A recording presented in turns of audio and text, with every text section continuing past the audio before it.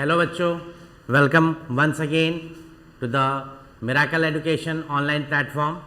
जैसे कि आप लोग जान रहे हैं बच्चों कि हम लोग अपना लाइव क्लास भी चला रहे हैं, ठीक है। तो लाइव क्लास में पिछले क्लास में मैंने बताया था स्ट्रक्चर ऑफ स्किन के बारे में, इंटीग्यूमेंट्री सिस्टम के बारे में मैंने बताया था। तो इंटीग्यूमेंट्री सिस्टम में कुछ पोर्शन जो था वो हम लोग कवर नहीं कर पाए थे, ठीक है। तो वो आज हम लोग कवर कर लेंगे, ठीक है। देखते हैं बच्चों क्या बताए थे लास्ट क्लास। जैसे कि मैंने बताया था स्किन के बारे में, लेयर्स ऑफ द स्किन के बारे में, लेयर ऑफ द एपिडर्मिस के बारे में। बचा था layer of the dermis and function of the skin, ठीक है। तो अभी इस वीडियो में हम लोग इस चीज़ को कवर अप करेंगे, ठीक है, जो कि हमारा ये कंटिन्यूएशन वीडियो है। जो लाइव क्लास का वीडियो था जो पूरा नहीं हो पाया था किसी टेक्निकल इशू की वजह से, तो उसका कंटिन्यूएशन में हम लोग ये वीडियो आप लोग के सामने लेकर के आए हैं, ठीक है। रिकॉर्डेड लेक्चर्स आपको देंगे और आशा करते हैं कि आप इस रिकॉर्डेड लेक्चर्स को नोट डाउन करेंगे अपने नोट्स कॉपी में, क्योंकि ये एक बार अगर मैं कंप्लीट कर दिया, ये बिल्कुल ही मैं वैसे पढ़ा रहा हूँ आप लोग को जैसे आपके क्लास में लेक्चर में लेता हूँ, ठीक है, एकदम सिमिलर वे में। तो इसका नोट्स आप लोग इस पूरा वीडियो को देखेंगे और इसका नोट्स आप बना करके कल 2 बजे के पहले तक एक व्हाट्सएप ग्रुप आपको दिया जाएगा जो कि ओपन ग्रुप होगा। उसमें सब कोई अपना पीडीएफ बना करके भेज देंगे, तभी जाकर के आपका अटेंडेंस जो है वो हम मार्क कर पाएंगे, और नहीं तो आपको एब्सेंट मार्क कर दिया जाएगा, ठीक है बच्चों। चलिए आगे बढ़ते हैं। डर्मिस जैसे कि मैं बता रहा था आप लोगों को कि स्किन के 2 लेयर्स होते हैं, एक हो गया आपका एपिडर्मिस और दूसरा क्या हो गया डर्मिस। तो एपिडर्मिस के 5 लेयर्स के बारे में हम लोगों ने देख लिया, दैट इज स्ट्रेटम कॉर्नियम हो गया एक, ठीक है। दूसरा स्ट्रेटम लूसिडम हो गया, दूसरा फिर नेक्स्ट है स्ट्रेटम स्पॉन्जियोसम हो गया, ठीक है। फिर स्ट्रेटम ग्रैनुलोसम हो गया, और लास्ट वाला लेयर जो है दैट इज स्ट्रेटम जर्मिनेटम। स्ट्रेटम जर्मिनेटम जो रहता है लास्ट लेयर ऑफ एपिडर्मिस है, और ये क्या किससे कनेक्ट करता है? डर्मिस से जुड़ा हुआ रहता है थ्रू रेटेरिजेस। किससे जुड़ा हुआ रहता है बच्चों? रेटेरिजेस। ये बात आपको याद रखनी है, ठीक है। अब जैसे कि मैंने बताया था पहले की वीडियो में बच्चों कि एपिडर्मिस जो होता है उसमें क्या होता है, कोई ब्लड सप्लाई नहीं होता है। तो इसको ब्लड सप्लाई मिलता कैसे? इसमें जो सेल्स हैं उनको ब्लड सप्लाई मिलता क्या है, कहाँ से? न्यूट्रिशन मिलता कहाँ से? तो डर्मिस में जो कैपिलरीज रहती हैं उनके द्वारा इनको ब्लड सप्लाई या न्यूट्रिशन प्रोवाइड होता है, ठीक है। तो जो लेयर ऑफ द डर्मिस है, जो डर्मिस होता क्या है? It is the inner layer of the skin बच्चों। सबसे इंपॉर्टेंट पॉइंट कि ये inner layer of the skin कौन कौन सा है? That is dermis. It is connective tissue. ये क्या है? बेसिकली एक कनेक्टिव टिश्यू है। अब कनेक्टिव टिश्यू है तो इसके अंदर क्या क्या होगा? पहला कोलाजन फाइबर होगा, दूसरा फाइब्रोब्लास्ट होगा, तीसरा हिस्टियोसाइट्स होगा, ठीक है। क्योंकि ये कनेक्टिव टिश्यू है, तो कनेक्टिव टिश्यू है तो किस चीज से बना होगा? कोलाजन फाइबर से बना हुआ होगा, ठीक है। उसमें फाइब्रोब्लास्ट होंगे और हिस्टियोसाइट्स। ये 3 प्रकार के चीज हमको देखने को इसमें मिलेंगे, ठीक है। Now collagen fibre exhibit elastic property and are capable of storing और होल्डिंग वाटर। कोलाजन फाइबर जो होता है उसका काम क्या है?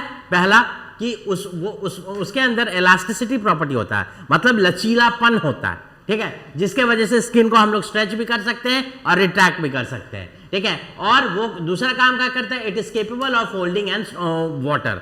पानी जो रहता है हमारा स्किन, आप देखे होंगे गर्मियों के मौसम में अगर बहुत तेज धूप में अगर आप घूम करके आ रहे हैं या आपका बॉडी डिहाइड्रेटेड है तो आपका चेहरा का ग्लो जो रहेगा, बोलते हैं ना ग्लो कम हो गया है, ये कम हो गया, तो बोलता है कि हाइड्रेशन लगाओ, हाइड्रेटेड पानी ज्यादा पियो, तो उससे आपका चेहरे पे ग्लो आएगा। तो क्यों ग्लो आएगा?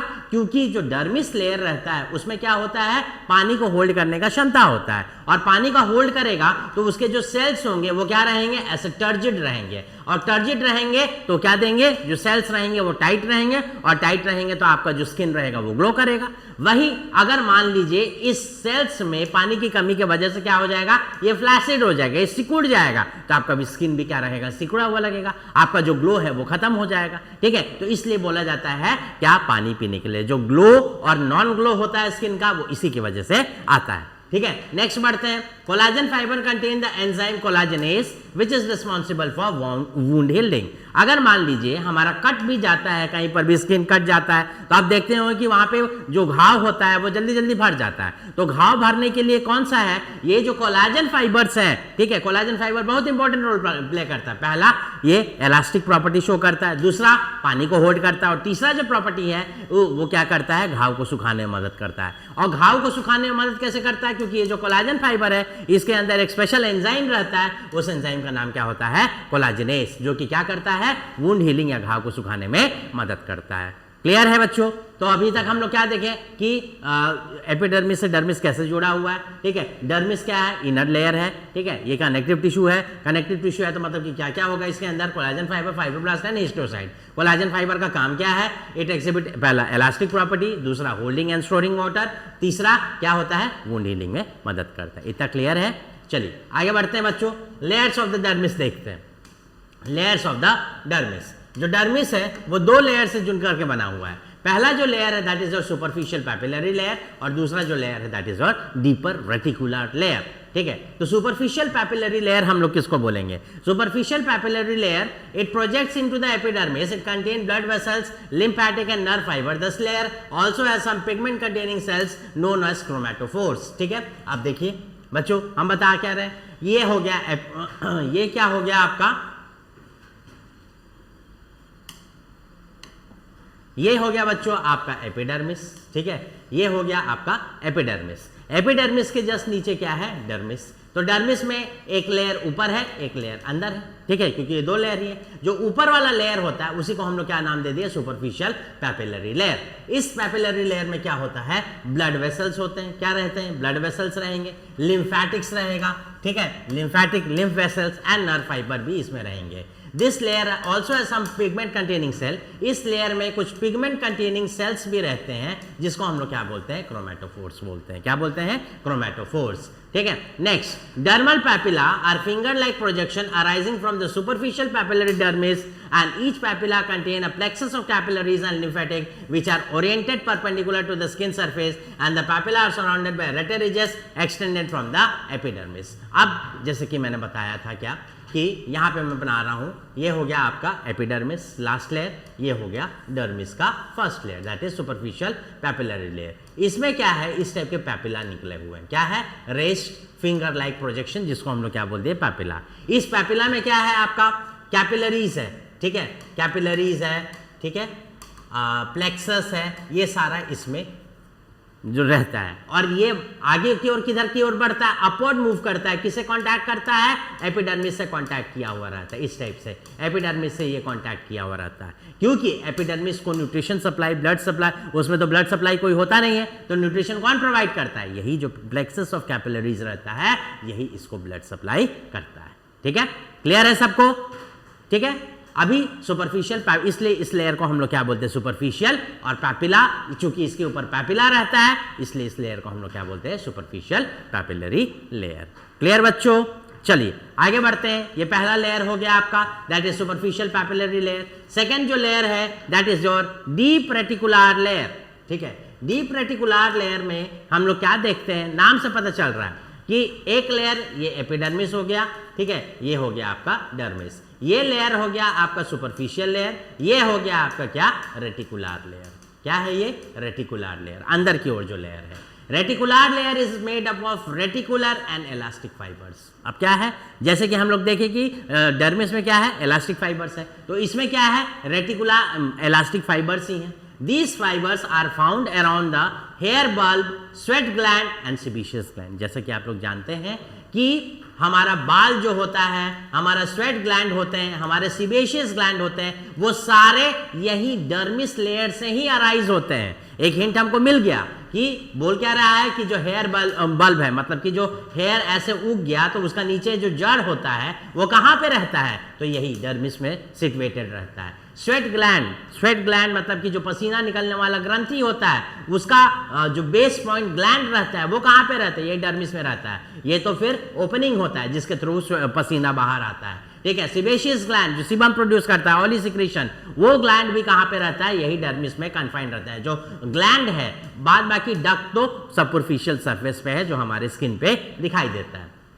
The reticular layer also contain, reticular layer में और क्या क्या है, मास्ट सेल है, ठीक है, नर्व एंडिंग है, लिम्फैटिक है, एपिडर्मल अपेंडेजेस एंड फाइब्रोब्लास्ट देखने को मिलता है। Immediately below the dermis, subcutaneous tissue is present. It is loose connective tissue which connects the skin with the internal surface of the body. It serves as an insulator to protect the body from excessive heat and cold environment. Lot of smooth muscles called erector pili are also found in the skin around the hair follicle. Very important point. ठीक है, lot of smooth muscles called as erector pili muscles are found in the skin around the hair follicles. ठीक है, तो reticular layer क्या हो गया, सबसे अंदर वाला लेयर हो गया. ठीक है, इसमें क्या क्या क्या है आपका, hair bulb, sweat gland, sebaceous gland है. इसके अलावा और क्या क्या रहता है, मास्ट सेल रहेगा, नर्व एंडिंग रहेगा, लिम्फ नोड रहेगा and epidermal appendages and fibroblast रहेगा. ठीक है, अब जैसे ही ये डर्मिस खत्म होगा उसके नीचे क्या रहता है, एक तो सबक्यूटेनियस टिश्यू का लेयर रहता है. सबक्यूटेनियस मतलब स्किन के नियर, स्किन के अंदर टिश्यू का लेयर रहता है. ठीक है, it is loose connective tissue. ये कैसा टिश्यू है, लूज कनेक्टिव टिश्यू है which connect the skin with the internal environment. ये क्या करता है, स्किन को अंदर के एनवायरनमेंट से कनेक्ट करके रखता है. ठीक है, now it serves as an insulator. ये क्या करता है, इंसुलेटर की तरह काम करता है. इंसुलेटर का मतलब क्या हो गया, जैसे तार होता है, तार.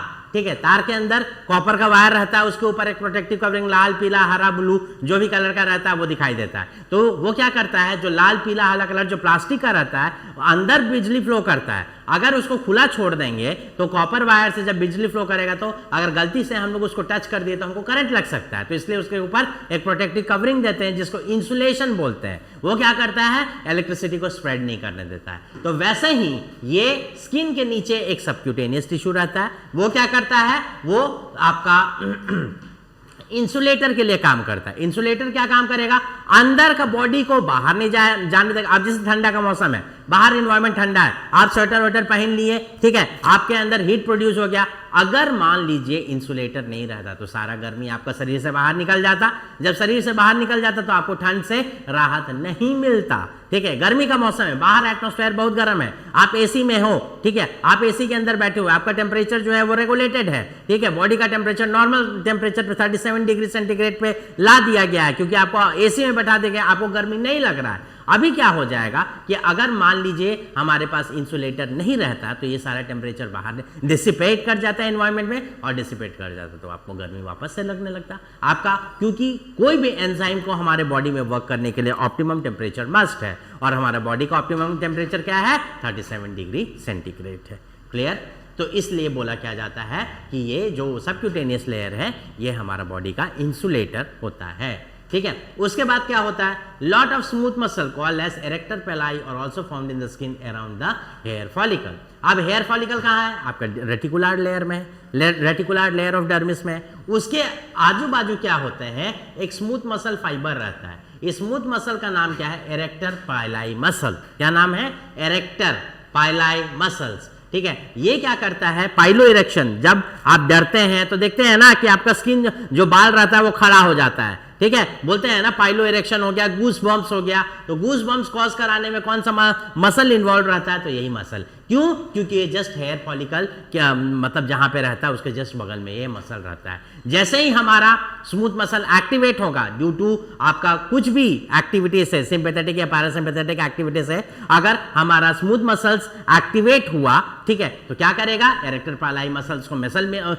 जब पूरे मसल्स को जब इंस्ट्रक्शन मिलेगा या रिस्पांस मिलेगा तो एरेक्टर पाइलाई को भी रिस्पांस मिलेगा. और ये क्या करेगा, ये यहाँ पे जो बगल में हेयर फॉलिकल्स है उसको क्या कर देगा, टाइट कर देगा, अलर्ट कर देगा. तो वो स्टैंडिटीज पोज में, ठीक है, या अटेंशन पोज में वो क्या हो जाएगा, खड़ा हो जाएगा, जिसको हम लोग क्या बोलते हैं हिंदी में, गूज बम्प्स.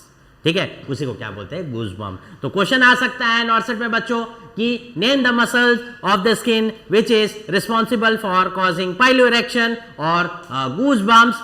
ठीक है, तो कौन सा मसल है, एरेक्टर पाइलाई मसल. आपको याद रखना है. ठीक है, ये इंपॉर्टेंट नॉर्सेट का क्वेश्चन है इसलिए मैंने इसको अंडरलाइन मार्क कर दिया.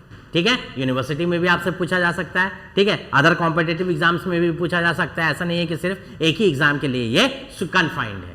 ठीक है, होप सो ये क्लियर हो गया. ठीक है, अभी चलो हम लोग एक जेस्ट कर लेते हैं, रिविजन कर लेते हैं. डर्मिस इनर लेयर हो गया, वो किस चीज का बना हुआ है, कनेक्टिव टिश्यू. कनेक्टिव टिश्यू में क्या है, कोलाजन फाइबर है, फाइब्रोब्लास्ट है, हिस्टियोसाइट है. कोलाजन फाइबर क्या करता है, तीन काम है कोलाजन फाइबर का. पहला इलास्टिक प्रॉपर्टी प्रोवाइड करता है, दूसरा क्या करता है, वाटर को होल्ड करता है, और तीसरा कोलाजनेस एक्टिविटी को कंट्रोल करता है जो कि वुंड हीलिंग में मदद करता है। अब दो को लेयर है, एक हो गया सुपरफिशियल पैपिलरी लेयर, दूसरा लेयर को क्या बोलते हैं हम लोग, रेटिकुलर लेयर बोलते हैं। ठीक है, सुपरफिशियल पैपिलरी का मतलब क्या हो गया कि ऊपर वाला लेयर होता है और उसमें क्या निकले हुए रहते हैं, पैपिला निकले हुए रहता है। ये पैपिला मतलब कि छोटा छोटा फिंगर लाइक प्रोजेक्शन, वो पैपिला के अंदर क्या रहता है, ब्लड वेसल्स रहता है, नर्व्स रहता है, लिम्फेटिक्स रहता है, नर्व एंडिंग्स रहता है, वो सारा रहता है, और वो डायरेक्टली कनेक्टेड रहता है किससे, एपिडर्मिस से, क्योंकि एपिडर्मिस को के पास खुद का ब्लड सप्लाई नहीं होता है, उसका ब्लड सप्लाई प्रोवाइड करने के लिए कौन मदद करता है, यही जो डर्मिस में पैपिला रहते हैं वो उसको ब्लड सप्लाई देते हैं। लास्ट वाला लेयर जो है उसको हम लोग क्या बोलते हैं, रेटिकुलर लेयर। ये किस चीज का बना हुआ है, it is made up of elastic fibres का। इसके अंदर और क्या क्या रहता है, आपका hair bulb, sweat gland, sebaceous gland रहेगा, उसके अलावा mast cell, nerve ending, lymphatic, epidermal appendages and fibroblast देखने को मिलेगा। ठीक है, जस्ट डर्मिस के नीचे क्या रहता है, सबक्यूटेनियस टिश्यू है जो कि क्या करता है, इंसुलेटर की तरह काम करता है, जो कि एक्सेसिव हीट और कोल्ड कंडीशन में से हम लोग को बचाता है, हमारा बॉडी को बचाता है। और तो और जो हेयर फॉलिकल रहता है वहां पे एक स्पेशल टाइप का मसल रहता है जो कि पाइलो इरेक्शन कॉज करने में या गूज बम्स कॉज करने में मदद करता है। उस मसल का नाम है एरेक्टर पाइलाई मसल। होप सो ये आपके लिए क्लियर है, एपिडर्मिस एंड डर्मिस। चलिए आगे बढ़ते हैं, नेक्स्ट देखते क्या है, अपेंडेजेस ऑफ स्किन। अपेंडेजेस का मतलब क्या हो गया, स्किन के आजू बाजू हाथ पैर क्या क्या निकले हुए हैं। ठीक है, या ये स्किन हो गया तो इसमें तो हमको पता चल गया कि एक एपिडर्मिस है, एक डर्मिस है। उसके अलावा और इसके सपोर्ट में स्किन के ऊपर और क्या क्या स्ट्रक्चर्स देखने को मिलते हैं, they are the appendages of skin. तो क्या क्या देखने को मिलते हैं, hair, nail, sweat gland, sebaceous gland, mammary gland are considered as appendages of skin. ठीक है, now colour of the skin of the colour depend on two important factor, पहला है पिगमेंटेशन एंड दूसरा है हीमोग्लोबिन इन द ब्लड। ठीक है, ये very important है। अगर आपका बॉडी में पिगमेंटेशन और जो हीमोग्लोबिन कंसंट्रेशन है वो हमारा स्किन का कलर को डिसाइड करेगा कि क्या आप गोरे होंगे या आप काले होंगे या आपका स्किन का कलरेशन क्या होगा। तो चलिए देखते हैं कैसे पिगमेंटेशन हेल्प करता है, that is pigmentation of the skin. Pigmentation of the skin का मतलब क्या होता है, अभी हम जब आप लोग को पढ़ा रहे थे लेयर्स ऑफ द स्किन तो उसमें बताए थे कि क्या होता है, जो स्ट्रेटम जर्मिनेटिव रहता है और स्ट्रेटम स्पाइनोसम रहता है उसमें एक स्पेशल टाइप का सेल रहता है जिसको हम लोग क्या बोलते हैं, मेलानोसाइट, जो कि केराटिनोसाइट्स के बीच में रहता है एक स्पेशल टाइप का सेल जिसको हम लोग क्या बोलते हैं, मेलानोसाइट। ये मेलानोसाइट क्या करता है, एक पिगमेंट, ब्राउन कलर का पिगमेंट रिलीज करता है जिसका नाम क्या है, मेलानिन, जिस हमारे बॉडी को कलर करने में मदद करता, कलरेशन प्रोवाइड करने में मदद करता है। ठीक है, after synthesis this pigment spread through the cells of the other layer. इतना क्लियर है, आगे बढ़ते हैं। मेलानिन क्या होता है, it is the skin pigment and it forms the major colour determinant in human.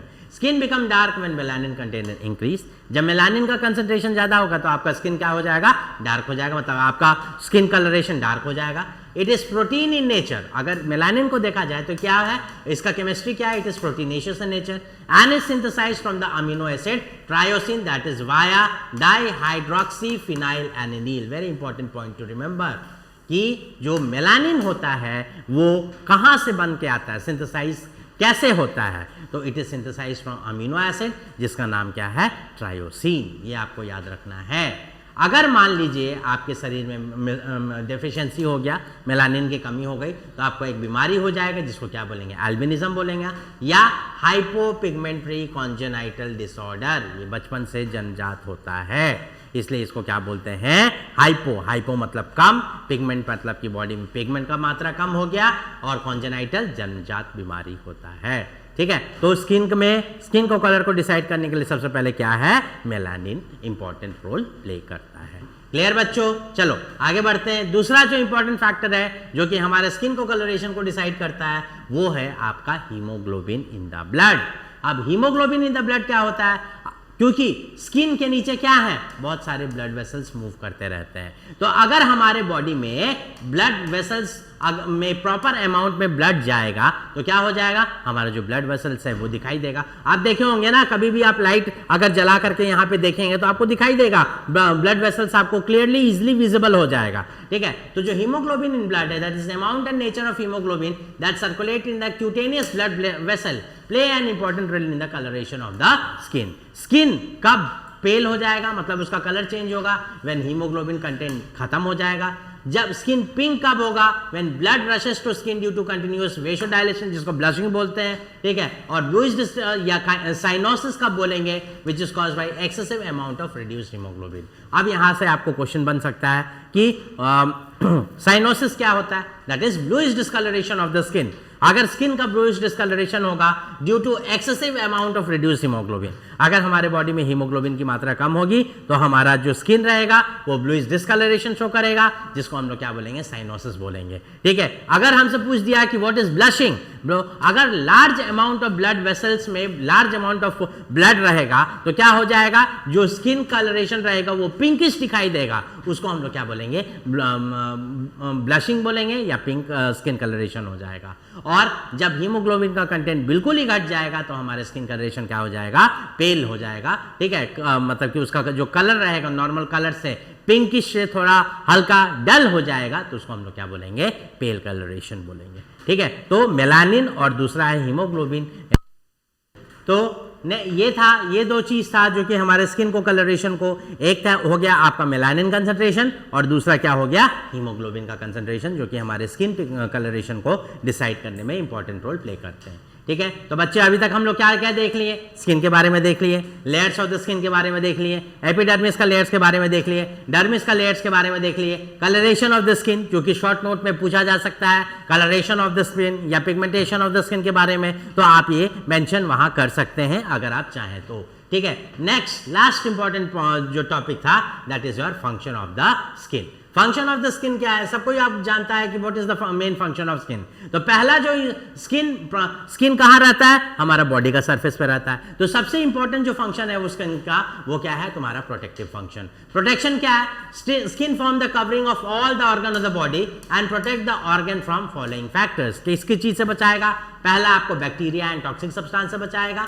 दूसरा मैकेनिकल ब्लो, मतलब कि गिरते फुटते हैं तो चोट वोट लग जाता है तो इंटरनल ऑर्गन डैमेज ना हो, इसलिए पहले कौन डैमेज होता है? आपका स्किन डैमेज होता है। तीसरा जो स्ट्रॉन्ग अल्ट्रावायलेट रेडिएशंस आता है सन रेडिएशन से, उसको भी ये बचाता है पिक करके, ठीक है। तो पहला देखते हैं हम लोग, that is protection from bacteria and toxic substances, ठीक है। Skin cover the organ of the body and protect the organ from having direct contact with the external environment, thus is prevent the bacterial infection.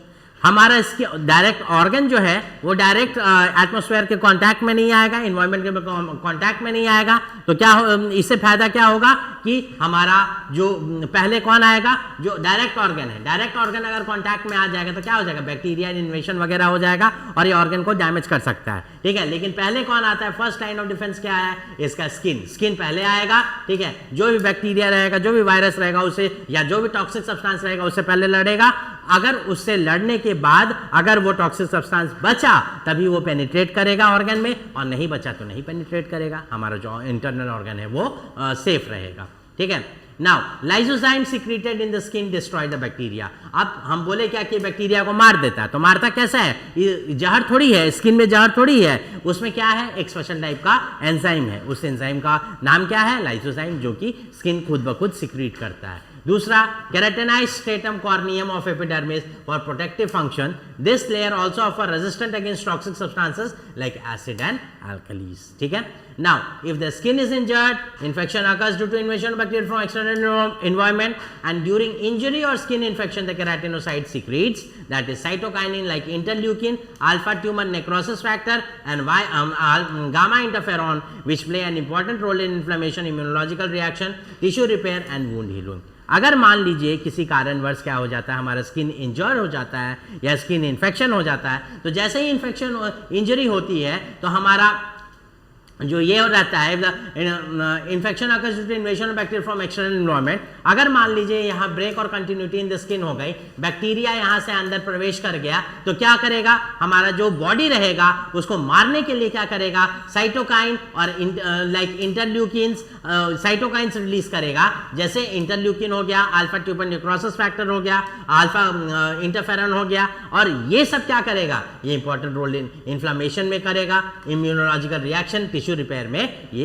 Important role play करेगा, ठीक है। Next है तुम्हारा आपका anti microbial peptide like beta defensin which prevent इन्वेशन of microbe. ये बहुत important है, that is cytokines और पेप्टाइड्स जो होता है दैट इज बीटा क्या है नाम इसका, बीटा डिफेंसिन्स। ये क्या करता है, ये हमारे स्किन को प्रोटेक्शन करने में मदद करता है। अगर मान लीजिए स्किन तो कवर है लेकिन किसी कारणवश क्या हो गया कि स्किन में ब्रेक हो गया या खरोच लग गया या डिसकंटिन्यूटी हो गया, बैक्टीरिया एक्सटर्नल एनवायरनमेंट से हमारे शरीर में प्रवेश कर गया, जब प्रवेश कर जाएगा तो क्या होगा, साइटोकाइंस रिलीज होगा। साइटोकाइंस में क्या क्या है आपका, इंटरल्यूकिन है, अल्फा ट्यूमर निक्रोसिस फैक्टर है और गामा इंटरफेरॉन है। ठीक है, ये क्या करेगा, कहीं इन्फ्लेमेशन कॉज करवाएगा, immunological reaction, antigen antibody reaction cause कराएगा, टिश्यू रिपेयर करवाएगा एंड वुंड हीलिंग करवाने में मदद करेगा। और क्या है, antimicrobial peptide like beta defensin which helps in invasion of microbes। तो ये था हमारा प्रोटेक्टिव फंक्शन ऑफ स्किन। ये इसको हम लोग क्या देखें कि स्किन प्रोटेक्शन करने में मदद करता है, फर्स्ट लाइन ऑफ डिफेंस होता है। अगर किसी कारणवश हमारा स्किन ब्रेकडाउन हो गया तो उसके लिए भी हमारा बॉडी तैयार रहता है। ठीक है, क्लियर है। चलिए बच्चों आगे बढ़ते हैं। दूसरा जो इंपॉर्टेंट फंक्शन था दैट इज प्रिपरेशन फ्रॉम, ये प्रोटेक्शन में ही था, प्रोटेक्टिव फंक्शन में ही, that is your protection from mechanical blow. Protection from mechanical blow. Skin is not tightly placed over the underlying organ. It is somewhat loose and moves over the underlying subcutaneous tissue. So the mechanical impact of any blow of the skin is not transmitted to the underlying tissue. अब देखो बोल क्या रहा है, जो skin है वो directly हमारा ऑर्गन से जाकर के लिंक नहीं है। स्किन के नीचे क्या है, अभी मैंने बताया क्या, सबक्यूटेनियस टिश्यू है। ठीक है, स्किन के नीचे क्या है, सबक्यूटेनियस टिश्यू है। उसके बाद ही और भी लेयर्स हैं, जिसके बाद हमारा क्या आता है, मेन ऑर्गन आता है। तो अगर मान लीजिए कि कभी हमको जोर से चोट लग गया या कोई ऐसे मुक्का मार दिया, हमको ब्लो कर दिया, तो क्या हो जाएगा, जो भी प्रेशर होगा पहले स्किन बियर करेगा, स्किन से सबक्यूटेनियस टिश्यू, उसके बाद अलग लेयर्स में जाएगा और वहां तक जाते के साथ, मेन ऑर्गन तक जाते के साथ प्रेशर इतना कम हो जाएगा कि हमारे ऑर्गन को कोई डैमेज नहीं होगा। ठीक है, तो इसलिए ये that is protection from mechanical blow. ठीक है, थर्ड है protection from UV rays, that is skin protect the body from ultraviolet sun exposure to sunlight और to any other source of increases the production of melanin pigment in the skin. Melanin जो रहता है बहुत important role play करता है हमारे skin में। ठीक है, मेलानिन क्या करता है, जो हार्मफुल अल्ट्रावायलेट रेज आता है सूरज से, उसको वो क्या कर लेता है, एब्जॉर्ब कर लेता है। ठीक है, अब जितना ज्यादा वो एब्जॉर्ब करेगा उतना ज्यादा उसका कलरेशन बढ़ेगा। ठीक है, मेलानिन कलरेशन, और मेलानिन का कलरेशन अगर बॉडी में बढ़ेगा तो क्या हो जाएगा, हमारे स्किन का जो पिगमेंटेशन है वो इंक्रीज कर जाएगा, वो इंसान डार्क दिखने लगेगा। ठीक है, तो at the same time the thickness of stratum corneum also increases, this layer of epidermis also absorb the ultraviolet rays. तो ये है इंपॉर्टेंट फंक्शन ऑफ हमारा स्किन। पहला क्या है, protection from, protective function, skin जो है फर्स्ट लाइन ऑफ डिफेंस की तरह काम करता है। दूसरा मैकेनिकल ब्लो से बचाता है। तीसरा यूवी रेज से, तो यूवी रेज को पकड़ने का काम कौन करता है, जो मेलानिन पिगमेंट रहता है ना स्किन में, वो पकड़ने का काम करता है। ठीक है, इसलिए जो ज्यादा धूप में काम करता है तो उसको आप देखिएगा कि वो ज्यादा काला होता है या डल हो जाता है, उसका जो स्किन कलरेशन होता है वो डार्क होता है, क्योंकि धूप में क्या है, यूवी है। यूवी रेज डायरेक्ट अगर पृथ्वी पे आ रही है तो हमारा क्या, कौन उसको एब्जॉर्ब कर रहा है, मेलानिन, और मेलानिन एब्जॉर्ब करेगा तो उसका कंसंट्रेशन बढ़ेगा, और जब कंसंट्रेशन बढ़ेगा तो क्या हो जाएगा, जो शरीर है या जो भी एरिया है वो डार्क हो जाएगा। ठीक है, तो ये तीन फंक्शन था हमारा स्किन का, जिसको हम लोग बोलते हैं प्रोटेक्टिव फंक्शन। नेक्स्ट क्या है आपका, सेंसरी फंक्शन। सेंसरी फंक्शन का मतलब क्या है, it is the largest sense organ of the body. ठीक है, it has many nerve ending which form the specialised cutaneous receptor and these receptors are stimulated by sensation of touch, pain, pressure और temperature. ठीक है, और वो directly sensation को कहाँ भेज देता है, ब्रेन में, through afferent nerve, and at the brain level perception of different sensation occurs. ठीक है, नेक्स्ट है आपका स्टोरेज फंक्शन। स्किन क्या स्टोर करता है, fat, water, chloride, sugar. It can also store blood by the dilation of the cutaneous blood vessels. ठीक है, next synthetic function. Synthetic function में हम लोग देखेंगे क्या, vitamin D3 very important, is synthesised in skin by the action of UV rays from sunlight and cholesterol. Vitamin D3 इसलिए बोला जाता है ना कि धूप में आपको सन में रहना चाहिए। धूप में हम लोग सन में रहेंगे तो क्या हो जाएगा, कोलेस्ट्रॉल हमारे बॉडी में पहले से प्रेजेंट है और यूवी सन एब्जॉर्ब कर रहा है, हमारा बॉडी स्किन जो एब्जॉर्ब कर रहा है, तो ये जो कोलेस्ट्रॉल है उसको एब्जॉर्ब करके क्या बनाता है, विटामिन D3 बनाता है, जो कि हमारा हड्डी को मजबूत करने में इंपॉर्टेंट रोल प्ले करता है। ठीक है, नेक्स्ट फंक्शन है that is regulation of body temperature. ठीक, ये इसमें हम अलग से ही वीडियो बनाएंगे जिसमें आपको फीवर के बारे में बताएंगे। ठीक है, और बाद बाकी excretory function, absorptive function and secretory function और रेगुलेशन ऑफ वाटर इलेक्ट्रोलाइट, ये सारा फंक्शन हम लोग जब हीट वाला मतलब कि इस पे एक और वीडियो बनाएंगे, ठीक है, टेम्परेचर रेगुलेशन पे, तो उस पे ये सारा फंक्शन आपको हम लोग कवर करेंगे। ठीक है, तो होपफुली ये बहुत ही इंपॉर्टेंट वीडियो था बच्चों, आप लोग इससे बहुत कुछ गेन कर पाएंगे। इवन दो यूनिवर्सिटी का एग्जाम या बच्चे जो नॉर्थ सेट या फिर अदर कॉम्पिटेटिव एग्जाम्स के लिए प्रिपेयर कर रहे हैं उनके लिए भी है, या फिर जो MBBS BDS या अदर पैरामेडिकल कोर्सेज कर रहे हैं, ठीक है, या मेडिकल कोर्सेज कर रहे हैं, उन सब बच्चों के लिए ये वीडियो जो है वो यूजफुल है। ठीक है, होप सो आप इस वीडियो को बहुत ही यूजफुल मानेंगे। ठीक है, थैंक यू। बहुत जल्द ही आपके सामने हम लोग एक इसका जो अदर पार्ट है वो लेकर के आएंगे। Thank you once again.